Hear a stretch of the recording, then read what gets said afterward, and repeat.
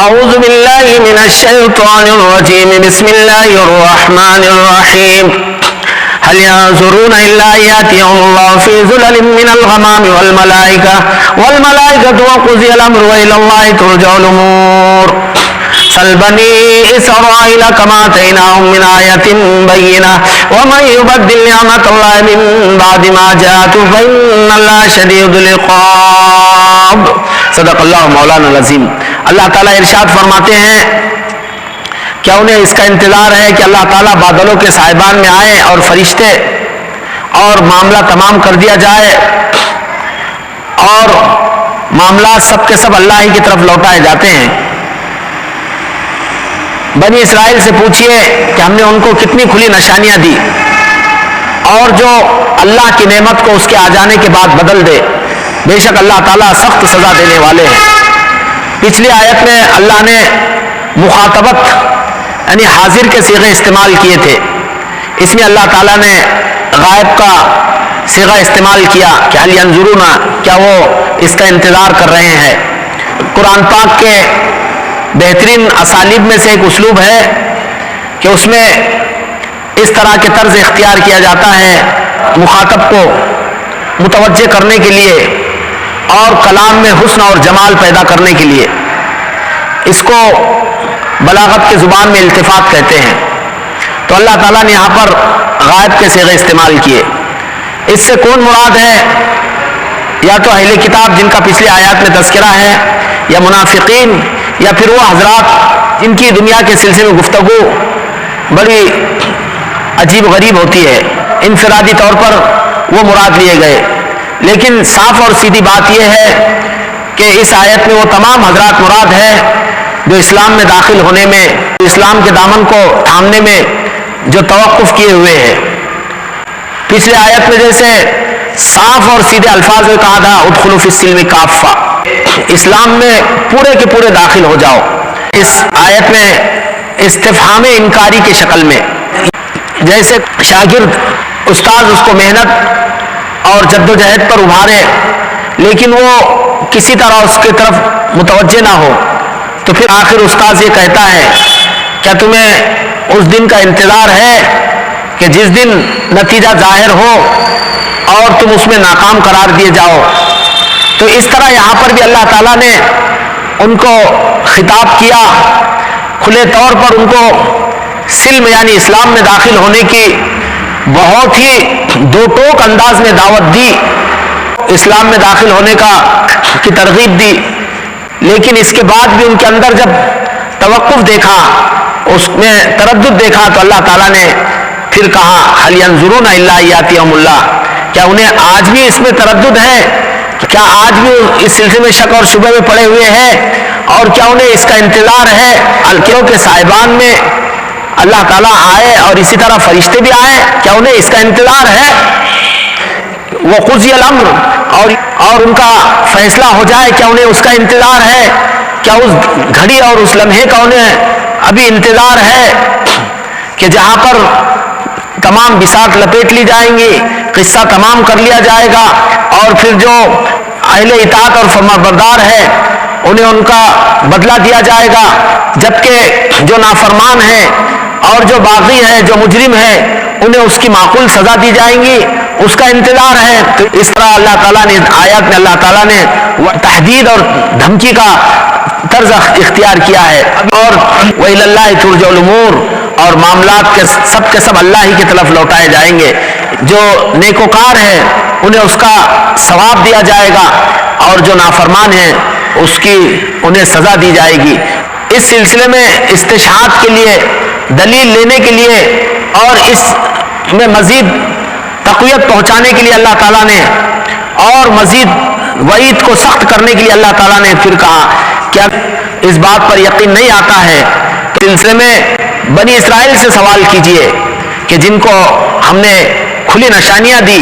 روشن دلائل دیے، کم آتینا من آیت بینہ. یہاں پر بنی اسرائیل سے معلومات حاصل کرنے کے لیے نہیں بلکہ سبق لینے کے لیے کہا کہ ان کے حالات کی تحقیق کیجئے. تو اللہ تعالیٰ نے جو لوگ اسلام کے آ جانے کے بعد اس کے ماننے اور اس کے تابعداری کرنے میں جو تردد میں پڑے ہوئے ہیں، شک میں پڑے ہوئے ہیں ان سے کہا جا رہا ہے کہ اگر تمہیں ہماری باتوں پر یقین نہیں آتا ہے، تمہیں ہماری باتوں پر اگر تمہیں آج بھی اس پر بھروسہ نہیں ہے اور تم اس پر آج بھی تمہیں اطمینان نہیں ہے، تو پھر کہا کہ بنی اسرائیل سے پوچھئے کہ وہ اس راہ سے گزرے ہیں اور اس راہ کی ٹھوکریں انہوں نے کھائی ہے اور اس راہ کی صحبتیں انہوں نے برداشت کی ہے کہ انہیں بھی کبھی اللہ نے دین و شریعت سے اور اپنی عظیم کتابوں سے اللہ نے ان کو سرفراز کیا تھا، نبیوں کے ذریعے ان کو صحیح راستہ بتلایا، نبیوں کے ذریعے ان کو صحیح راہ دکھلائی، لیکن انہوں نے بھی جب ماننے سے انکار کیا اور ان کی ضد، ان کی ہٹ دھرمی، ان کی انانیت ہمیشہ اس راہ میں ان کے لیے رکاوٹیں بنی، اللہ کے دین کے قبول کرنے میں تردد اور شک کیا اور اس کو مکمل طور پر اس کے سامنے اطاعت اور فرما برداری سے انکار کیا، تو اللہ نے پھر ان کو کیسی دنیا میں بھی سزائیں دی اور دنیا میں بھی ان کا کس طرح انجام ہوا، ہمیں بنی اسرائیل کا جائزہ لے اور بنی اسرائیل کی تحقیق کرے۔ تو اللہ تعالیٰ نے ایک استشہاد کے طور پر ان سے عبرت لینے کے لیے اللہ تعالیٰ نے ان کی طرف متوجہ فرمایا کہ سل بنی اسرائیل کما آتیناہم من آیۃ بینہ، اور آگے فرمایا کہ ومن یبدل نعمت اللہ من بعد ما جاءتہ، کہ جو اللہ کی نعمت کو اس کے آ جانے کے بعد بدل دے تو اللہ تعالیٰ سخت سزا دینے والے ہیں۔ یہاں پر نعمتوں سے مراد کوئی دنیاوی نعمت نہیں، نعمتوں سے مراد یہاں کے دنیا کی فراوانی نہیں، بلکہ نعمت سے مراد یہاں پر اللہ کے رسول، اللہ کی کتابیں اور اللہ کی طرف سے عطا کردہ ہدایت مراد ہے کہ اللہ کے رسول اور ایسے ہی اللہ کی کتابیں اور اللہ کی طرف سے آنے والی ہدایت کی جو ناقدری کرے اور ان کی جو ناشکری کرے تو اللہ تعالیٰ فرماتے ہیں فإن اللہ شدید العقاب، کہ اللہ تعالیٰ سخت سزا دینے والے ہیں۔ کہ اللہ تعالیٰ نے اس طرح یہاں پر اپنی نعمتوں کا تذکرہ کیا،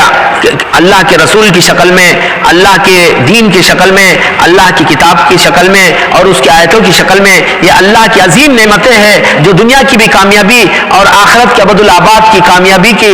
ضامن ہے، وہ نعمت مراد ہے۔ تو اللہ ومن یبدل نعمت اللہ من بعد ما جاءتہ، کہ اللہ کی نعمتوں کو جو بدل دے یعنی ان کی ناقدری کرے، ان کی ناشکری کرے اور ان کو تبدیل کر دے، اللہ تعالیٰ سخت سزا دینے والے ہیں۔ تو اللہ تعالیٰ نے اس طرح ان آیات میں ان لوگوں سے جو اسلام کی اتنی کھلی اور واضح نشانیاں آ جانے کے بعد اس کے ماننے اور اس کے قبول کرنے میں جو تردد میں پڑے ہوئے ہیں اور اس کے سلسلے میں شک میں پڑے ہوئے ہیں، ان کو دھمکی آمیز اور تہدید آمیز اللہ تعالیٰ نے ان سے خطاب فرمایا ہے۔ یہاں پر ذلل ذلتن کی جمع ہے جس کے معنی صاحبان کے آتے ہیں،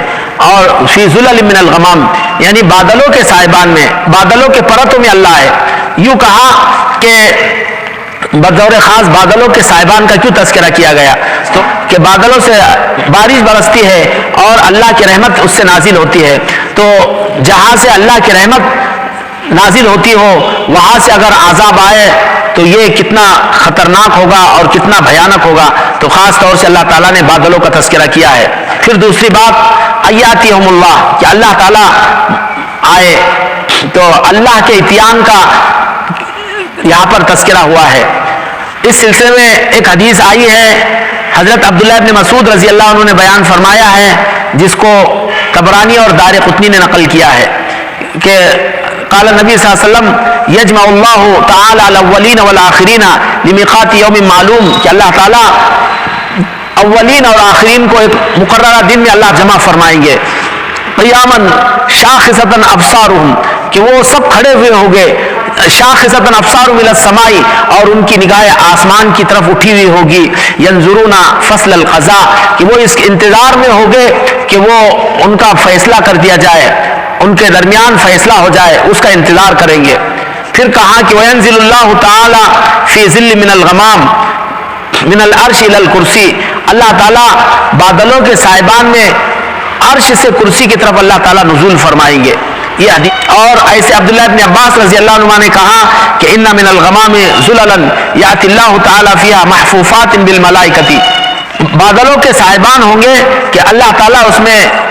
آئیں گے فرشتے جس کو گھیرے ہوئے ہوں گے۔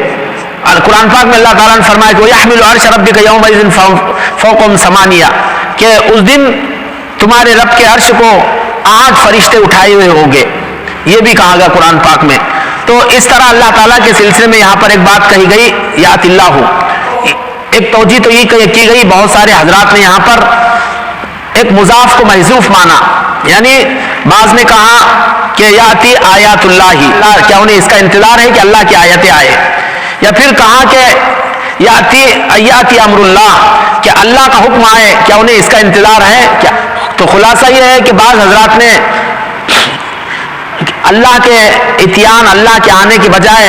اللہ کی آیتوں کے آنے، یا اللہ کے حکم کو آنے، یا پھر اللہ کے عذاب کے آنے کا یہاں پر تذکرہ کیا۔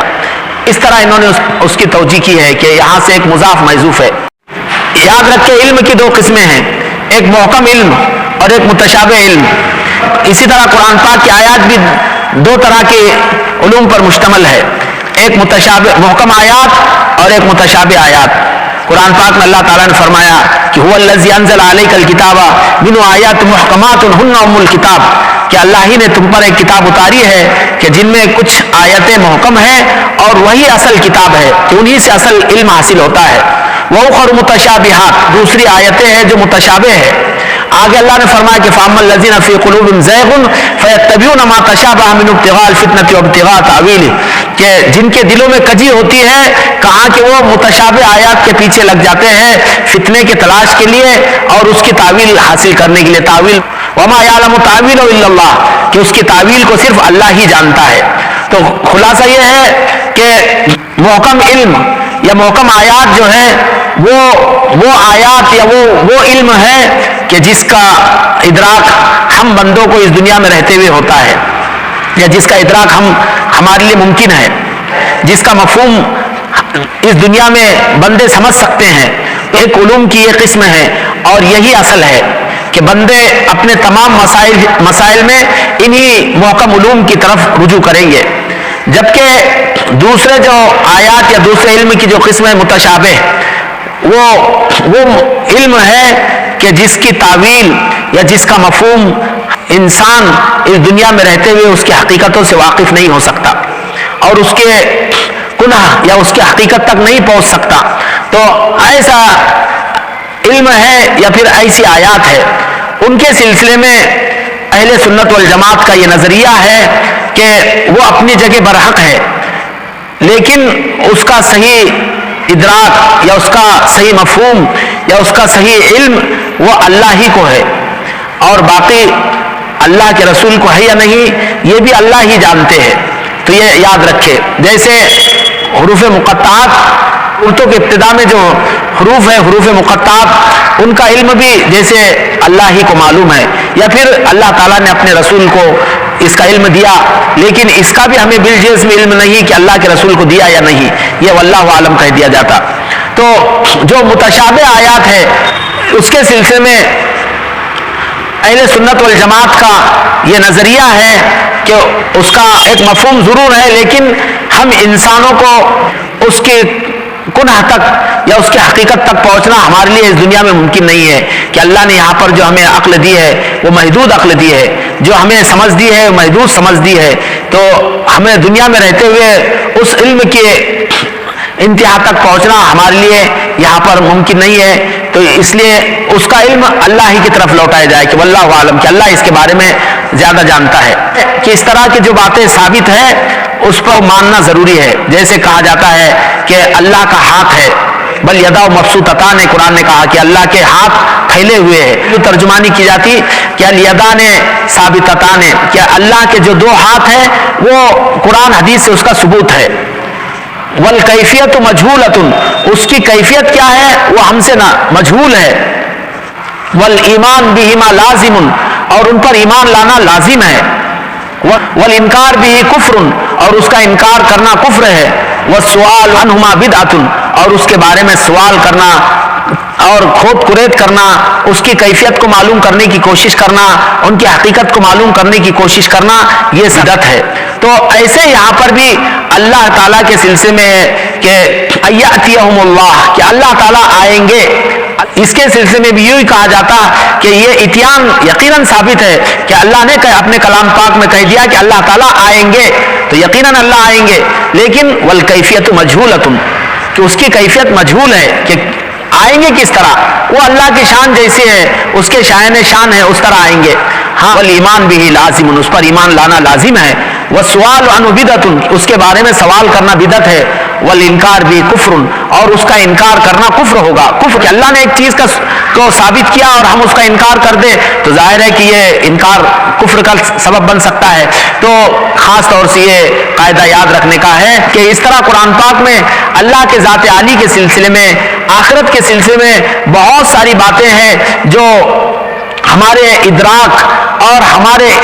عقل کی پہنچ سے بالا ہے، ہماری عقل کی پہنچ اور رسائی سے وہ اونچی باتیں ہیں. ہم اس محدود عقل کے ذریعے ہم اس کو سمجھ نہیں سکتے، اس لیے اس کا علم اللہ کی طرف لوٹائے. یہی ایمان ہے، یہی اصل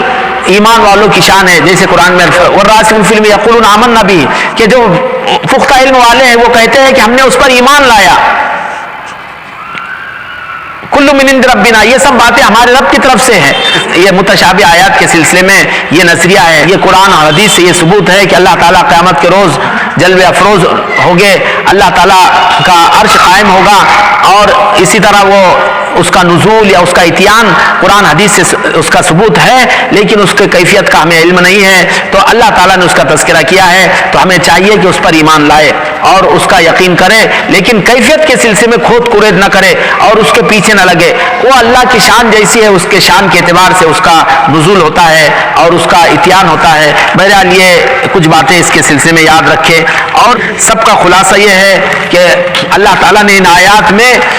جو لوگ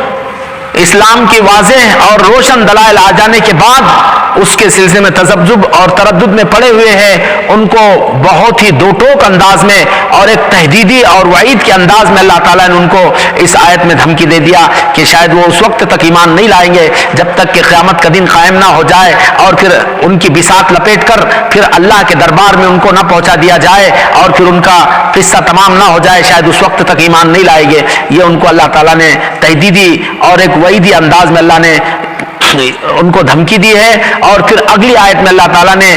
بطور استشہاد بنی اسرائیل کے پوری تاریخ کو سامنے رکھ دیا کہ اگر تمہیں آج اس سلسلے میں شک میں پڑے ہوئے ہیں اور تم اس سلسلے میں تردد میں پڑے ہوئے ہیں تو پھر تمہارے آنکھیں کھولنے کے لیے بنی اسرائیل کی تاریخ تمہارے لیے کافی ہے کہ بنی اسرائیل کی بھی اس طرح ایک لمبی تاریخ رہی ہے کہ انہیں بھی اللہ نے ہدایت سے اور اللہ تعالیٰ نے ان کو اپنے دین سے سرفراز کیا، اللہ نے اپنی نعمتوں سے ہمکنار کیا، لیکن انہوں نے اس میں تذبذب کیا تو اللہ نے پھر ان کو دنیا میں بھی ان کا انجام کیسا رہا اور آخرت میں بھی ان کے ساتھ کیا معاملہ ہونے والا ہے، یہ تمام باتیں ان کو یاد دلائی. اللہ سے دعا ہے کہ اللہ تعالیٰ ہم تمام کو ان آیات کے سمجھنے اور ان کے